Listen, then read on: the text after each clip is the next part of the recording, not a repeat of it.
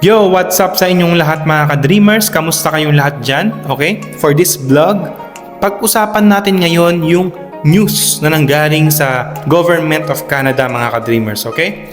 And ang news na yan mga ka-dreamers is if-freeze ang Lamia, okay, for 6 months starting September 3, 2024. Okay.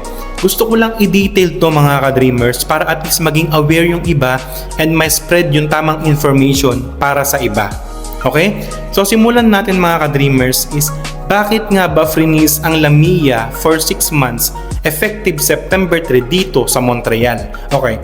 Isa sa mga reasons mga ka-dreamers is dahil nga po so sobrang dami ng pumasok na volume na tao ngayon dito ay nahihirapan nga po yung mga ka-dreamers natin na maghanap ng trabaho. So isa sa mga dahilan is ang tourist visa. Pangalawa is yung mga international student.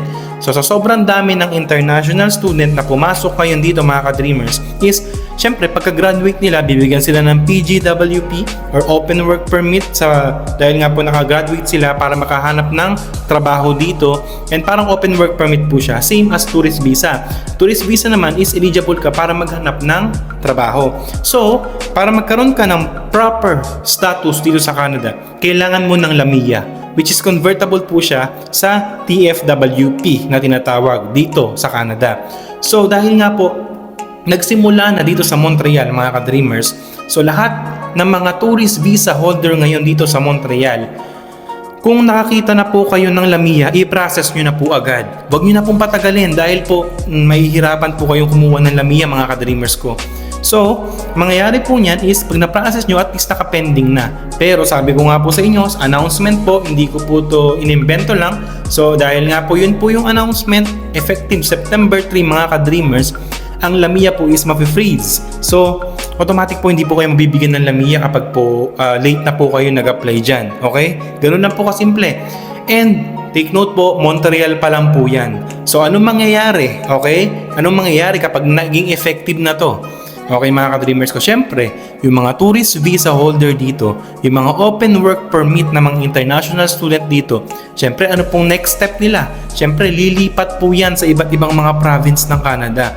So magangyayari po niyan, syempre dadami rin, mababawasan ng Montreal, so madadagdagan ng mga ibang probinsya mga ka-dreamers ko. So ang mangyayari po niyan is, syempre, aside from Montreal, hindi po natin masabi na next step is baka yung mga ibang province naman po yung sumunod. So kaya yung sa mga nag-a-apply po ng Lamia ngayon, best advice ko po is mag-send lang po kayo ng resume kung wala kayo dito sa Montreal.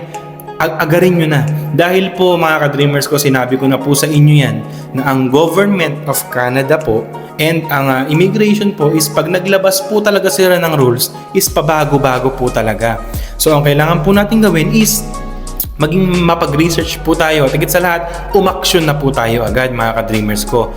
So I spread this news hindi para po maalarma yung iba, kundi para maging alam nyo, wag kayo magsayang ng oras. Kumbaga, gawin nyo na po agad, mag-apply na po kayo agad para rin naman po yan sa inyo mga ka-dreamers, okay? So, sa mga nagtatanong is kung mahirap daw ba kapag ka na-freeze for 6 months? Syempre po, kasi po, yung mga iba po kasing mga nandito is tourist visa. So, kung ganyan po yung mangyayari, automatic, syempre, mababawasan pa rin po yung mga nila dito, yung labor po nila dito. So, pero, hindi ko lang po kasi sure kung hanggang kailan, kung 6 months lang po ba talaga yan. Pero tingin ko medyo tatagal pa po ng 6 months yan. So, mga ka-dreamers ko, sa mga ibang probinsya ngayon, ang advice ko, agarin nyo na. Okay? Magsimula na kayo, wag nyo nang hintayin na pati dyan po is ma-freeze. Okay? So, medyo malaking impact po yan sa mga tourist visa dito, sa mga IS dito dahil po mahihirapan po sila. Okay? So, mga ka-dreamers ko, in-spread ko lang po yun sa inyo para makatulong tayo sa parang alam natin. Okay? And sa mga makakapanood po ng video na to, please share nyo po sa iba para maging aware po sila. Kasi yung iba hindi naman gaanong nagsisearch Kumbaga hindi naman nila gaano na nalalaman agad yung announcement. So ito po, i-share nyo po para makatulong po tayo sa iba and makaspread ng awareness. Okay? Sa paraang yan mga ka-dreamers is makakatulong tayo sa iba sa pamamaraang alam natin, okay? So good vibes lang tayo lagi mga ka-dreamers ko. Update lang kayo sa mga pwedeng mangyari, and message nyo kung may mga tanong pa kayo about Canada, okay? So kung may mga ano pa kayo is baka may time kayo, follow nyo lang Emmanuel Ebido sa TikTok account natin, YouTube account natin Emmanuel Ebido, ayan, sa Facebook Emmanuel Ebido. Search nyo lang, marami kayong matututunan sa mga videos natin, okay? So yun, positive lang tayo lagi, maniwala lang tayo lagi sa taas na kakayanin natin mga ka-dreamers, and God bless you all. Peace yo!